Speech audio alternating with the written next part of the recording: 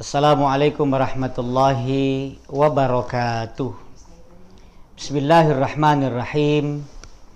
Alhamdulillahi rabbil alamin. Wassalatu wassalamu ala asyrafil anbiya'i wal mursalin Sayyidina Muhammadin wa ala alihi wa sahbihi ajma'in, amma ba'd.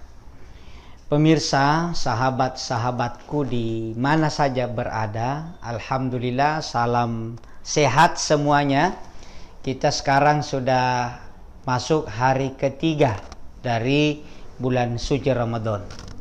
Tentu kalau kita konsisten baca tadarus Al-Quran juz 1, juz 2, juz 3. Mungkin tadi malam sudah selesai juz ketiga, sehingga hari ini kita bisa baca masuk juz keempat. Ya, nanti malam sudah masuk malam keempat Ramadan.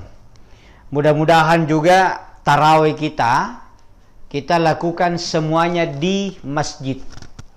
Ini tahun lalu kita tidak tarawih di masjid, dilarang karena COVID-19. Banyak yang protes. Saya kadang-kadang tersenyum sendiri. Kenapa? Yang teriak-teriak protes, yang saya tahu memang dia juga malas pergi tarawih. Nah, sekarang mau dilihat ini, yang banyak protes tahun lalu kenapa dilarang orang tarawih Ramadan. Sekarang sudah tarawih di masjid, sekarang sudah dibuka masjid, masih kembali dia malas. Oh ya, berarti protesnya yang lalu ini yang orang bilang gayaan aja. Jadi ayo, saya pada hari ketiga Ramadan ini mau cerita keutamaan sholat berjamaah di masjid, termasuk sholat tarawih. Jadi sholat tarawih sebenarnya itu bukan nama sholat, tapi sifatnya. Jadi sholat tarawih namanya adalah qiyamul lail atau qiyamul Ramadan. Kata Rasulullah SAW, man qama ramadana imanan wahtisaba. Siapa yang qoma, berdiri sholat di malam-malam bulan suci Ramadan karena iman dan ikhlas, ghufira lahu ma taqaddama min dzambi, diampuni dosa-dosanya yang telah lalu. Jadi orang yang qoma, berdiri, karena dilakukan dengan dua rakaat, banyak istirahatnya. 20 rakaat 10 kali istirahat, yang 8 rakaat 4 kali istirahat.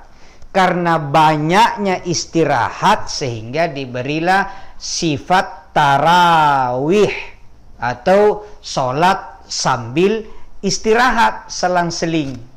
Di mana bagusnya dilakukan? Kalau mencontoh Nabi, dilakukannya berjamaah. Ini kan biasa orang salah paham. Ustadz, Nabi juga cuma 3 malam. Ya, yang jelas Nabi contohkan berjamaah. Dalam beberapa riwayat yang sangat populer, kata sahabat, saya keluar dari rumah ke masjid, saya mendapati Rasulullah SAW sholat sunat. Kemudian beberapa orang ikut di belakang berjamaah. Pada hari berikutnya itu semakin ramai orang. Kemudian besoknya orang cerita di masjid, di pelataran, di pasar, di mana, ya mungkin di mall atau di grup-grup WA. Wih, tadi malam kita sholat sama Nabi, enak sekali. Akhirnya pada malam yang ketiga atau pada kali yang ketiga semakin ramai. Bahkan sudah penuh masjid yang sekarang namanya Raudah.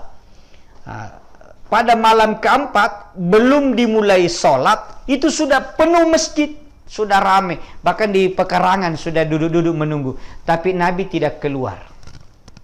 Kemudian sampai malam Nabi tidak keluar, sehingga sahabat pada sholat masing-masing. Ada yang pulang ke rumahnya, sholat di rumah. Kemudian subuhnya Nabi seperti biasa sholat di masjid berjamaah. Lalu selesai sholat subuh Nabi bertanya, pasti kalian bertanya-tanya ada apa Nabi tidak datang tadi malam. Benar ya Rasulullah, kami sudah menunggu sampai tengah malam. Kata Nabi, tidak ada yang menghalangi saya untuk keluar. Saya sehat, saya tidak sakit, saya tidak ada tamu, saya tidak ketiduran. Saya tidak ada yang menghalangi kecuali satu. Saya khawatir nanti kalian menganggap sholat ini menjadi wajib. Jadi itu alasannya sehingga Nabi tidak keluar pada kali yang keempat. Karena Nabi khawatir jangan sampai umatnya menganggap tarawih ini atau qiyamul Ramadan ini sebagai wajib. Itulah sebabnya Nabi tidak teruskan berjamaah. Sekarang karena kita sudah tahu bahwa tarawih itu sunat, bukan wajib, sehingga tidak perlu khawatir lagi lakukan berjamaah. Ya, kalau yang masih mau lakukan di rumah itu berarti dia khawatir, jangan sampai dibilang wajib. Bagaimana mau khawatir, kita sudah tahu hukumnya sholat tarawih itu sunat. Karena itu lakukan berjamaah di masjid sebagai syiar, sebagai qiyamul lail, qiyamul Ramadan. Dan itu juga bisa saling memotivasi. Berapa rakaat? Mau 8 boleh, mau cuma 4 boleh, 10 boleh, 20 bagus. Terserah. Orang di Madinah 36 rakaat tidak ada yang bertengkar. Jadi semakin banyak, karena Nabi tidak menyebutkan jumlah rakaatnya.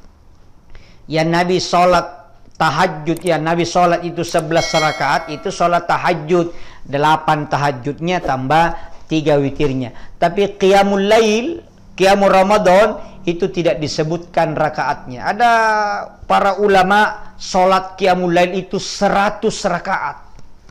Ketika ditanya, ya Imam, Pak Kiai, kenapa sampai banyak begini 100 rakaat? Dia bilang, karena saya tidak bisa mencontoh Nabi yang rakaatnya sedikit tapi panjang bacaannya. Karena saya tidak mampu lama berdiri, maka jumlah rakaatnya yang saya perbanyak. Kalau kita di Indonesia terbalik, sudah rakaatnya dikasih pendek, bacaannya lebih pendek lagi. Jadi, ayo di malam-malam Ramadan, apalagi ini baru malam awal-awal Ramadan, kita sholat tarawih di masjid dan banyak yang kita dapatkan. Pertama, pasti semakin semangat. Kalau malas-malas sedikit, dia jadi penyemangat karena banyak orang. Yang kedua, kita ada kesempatan untuk berinfak melalui kota amal. Yang ketiga, kita mendapatkan ilmu ketika ustadz-ustadz para mubalik menyampaikan ceramah atau dakwanya. Makanya kalau ceramah orang, terutama ibu-ibu ini di belakang, kalau ceramah orang, jangan mengaji di belakang. Ini rajin mengaji. Begitu ceramah orang langsung buka Quran. Begitu selesai ceramah berhenti tahu mengaji. Apa arji mau nak cari? Kalau kita mengaji pasti ceramahnya tidak dengar. Dan mengaji itu juga terganggu. Mending dengar makin dulu ceramah, selesai ceramah pulang ke rumah, di rumah bisa mengaji. Karena mengaji bisa di rumah, sementara penceramah tidak mungkin dipanggil ke rumah. Ke rumah dulu Ustaz, ulangi ceramah karena mengaji tadi. Tentu Ustaz bilang, ya apa pangkatnya. Jadi ketika ceramah orang, jangan dulu mengaji, duduk dengar itu ceramah. Ya, kalau mau mengaji cepat datang. Sebelum azan sholat isya ngaji memang.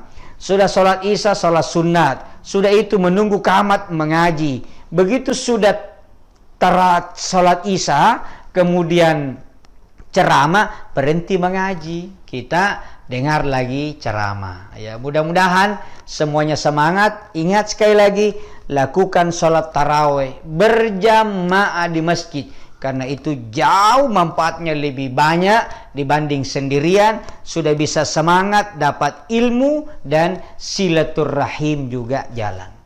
Mudah-mudahan ada manfaatnya. Saya Ashar Tamanggong, manusia biasa. Mohon maaf atas segala kekurangan. Wallahul muwaffiq ila aqwamit thoriq. Wassalamualaikum warahmatullahi wabarakatuh.